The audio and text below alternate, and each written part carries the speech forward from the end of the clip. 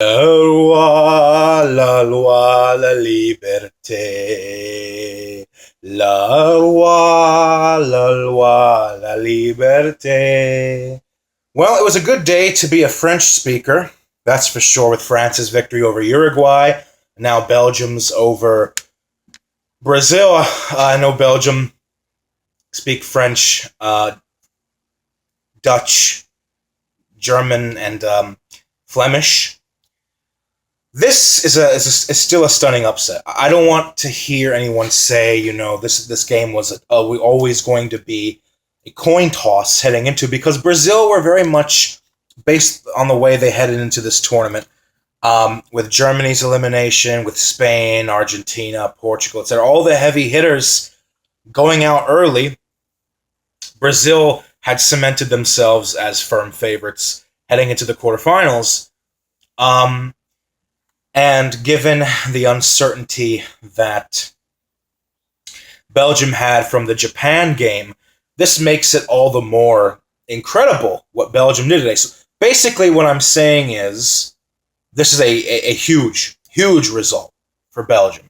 And it's a bigger result for Belgium than people think it is. Because despite all the attacking talent they have, I still consider this a big upset. Maybe not, a monumentous upset as Japan defeating Belgium would have been, but this is still an upset. It's an upset. And the confidence that Belgium will have from this going forward, they will feel like they can win the World Cup. This World Cup is wide open. It is wide open. The door is open. And they face France in the semifinals. They can get past them. They get to the final. They play one of Croatia, Russia, England, Sweden. Win that. Thank you very much. 9th country to win the World Cup. So Belgium, are they favorites now? I would say they are second favorites, because I still think maybe France, with the tournament experience that this generation has, I put them slightly ahead of Belgium. So you would think on paper now, the winner of France versus Belgium semifinal should probably go all the way now. But this World Cup has been so crazy. Who the fuck knows? We could get a host nation Russia winning it. We can get Sweden. We could get Croatia. We can get England winning it for the first time in 52 years. This World Cup is the most open World Cup in recent memory. But let's talk about this match. Brazil, the own goal in the 14th minute. Really unfortunate for them, because I felt that for the first 15 to 20 minutes of this game, Brazil dictated the play, and they did a good job of keeping Belgium within not just their own half of the field, but within their own box, really. And Meunier, he was on his game today.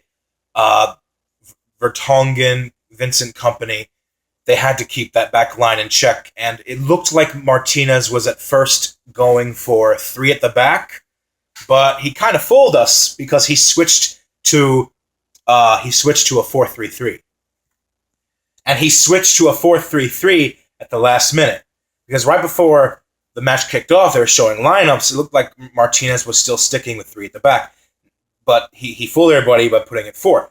And I think also what helped Belgium in this match was that he put Carrasco on the bench, because we know how absolutely abysmal of a liability Carrasco was for Belgium in the last match against Japan a few days ago. So, for the most part, Belgium, their game plan that they stuck to was that counterattack with Lukaku going up front. Lukaku and De Bruyne might just be the best counter-attacking pair in the world in international football at the current moment. Lukaku, the runs that he was making down the left-hand side for Belgium, the way that he was winning all those challenges against Miranda, just top class. And the guy is an absolute unit. He's a tank. Look at the size of him. He wins almost all of his challenges, and his pace on the breakaway. I mean, my goodness. And Brazil they made the mistake of expanding way too far at the back, and Belgium stuck to their game plan, and it worked. It was the same thing that we saw. It was the same thing we saw with Belgium's last goal against Japan in the round of 16 in stoppage time, and this was just executed over the span of 90 minutes. And when De Bruyne put them ahead 2-0, Brazil were in profound trouble. It looked for a moment maybe we could have seen another Brazil versus Germany 2.0, but for the most part, when Brazil came out in the second half, I thought they did just about as well as they could have, other than their fucking finishing. Felipe Coutinho, Renato Augusto, their missed chances are going to haunt them for the rest of their lives. It's going to haunt them for the rest of their lives. Because once Brazil pulled one back off of a fabulous header from Renato Augusto, you thought that the tide of the match was turning in their favor, and there were still 15, 16 minutes left. Brazil looked like they were going to grab an equalizer. They looked like they were going to grab an equalizer. And to be honest, I thought they were going to grab it. But, the amount of chances that they had going their way, it's going to haunt them the rest of their lives. And it's such a disappointment from their perspective, because this was a team that had only conceded 6 goals in the last 2 years, that had finished on top of CONMEBOL qualifying quite comfortably, who entered this match having only conceded 1 goal off of a set piece against Switzerland in their opening match in Group E, flying high, one of the best back lines in the world, and to go out in the quarterfinals, an exit that is no better than in 2010 under Dunga or 2006. It's a massive underachievement for this team that many of us build as favorites to go all the way. And if you had told me before this tournament started that this version of Brazil, this new one under manager Tite, would only get to the quarterfinals, I wouldn't have believed you. I thought Brazil were almost a certain luck to get to the semifinals. But Belgium, I would have to say, Roberto Martinez, he out-strategized Tite today. The only concern I have for Belgium going forward is they look a little bit like a one-trick pony. The sitting back and absorbing pressure and then being absolutely lethal with Lukaku and De Bruyne on the counterattack. I don't know if it's going to be sufficient enough against France, but I guess the expression goes, don't fix it if it ain't broken. But after the near calamitous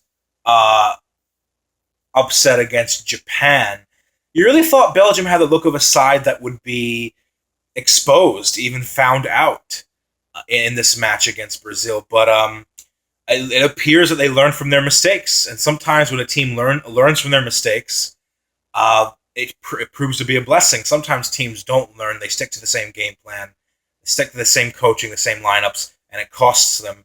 Hint, hint. Sampaoli with Argentina not bringing Dybala. But anyway, for Brazil, it's a massive shock. It's a big shock because this was a team that is much better than Dunga 2010. It is much better than the dying generation of an older Ronaldinho and Adriano and Ronaldo in 2006. I said this is Brazil's best team since 2002. And for them to go out at a stage that they went out in 2 of the last 3 World Cups, it's a big letdown for them. Huge. You wonder what Tite's future with this squad is really going to be. They're going to host the Copa America next summer in Brazil. I still expect them to win that. From Belgium's perspective, look, sky's the limit. Sky is the limit. This is a golden generation of Belgian players who in the last 2 previous tournaments have really failed to live up to the hype and always going out to teams of lesser quality. And, for this team to be on the cusp of pulling off something great, becoming the 9th country to win the World Cup, that's Well, we still have at least 180 minutes for them to get there, but they're one of the favorites now. In my book, they're second favorites right now. I still put France slightly ahead. But this is a big result for Belgium. It's probably the biggest result in the history of Belgian football. Never mind the 1986 semifinals team. This is bigger than that. And Roberto Martinez, he could be a World Cup winning manager. But for Brazil, they're going to rue their missed chances. They're going to rue it because they could have done what Belgium did to Japan. They could have equalized. They could have scored a couple of goals within the space of 5 minutes, just as Belgium did to Japan. And they had multiple opportunities. But Thibaut Courtois pulled off several of the best saves of this tournament, particularly Neymar's blast in stoppage time, which looked like it was curling just above the crossbar anyway. But when you're a keeper, you can't take a risk with that. You have to get a hand on the end to it, get it the hell out of there. Courtois came up clutch in this game. Probably saved Belgium from going down early several times in this match. For me, I think Courtois, who should be man of the match?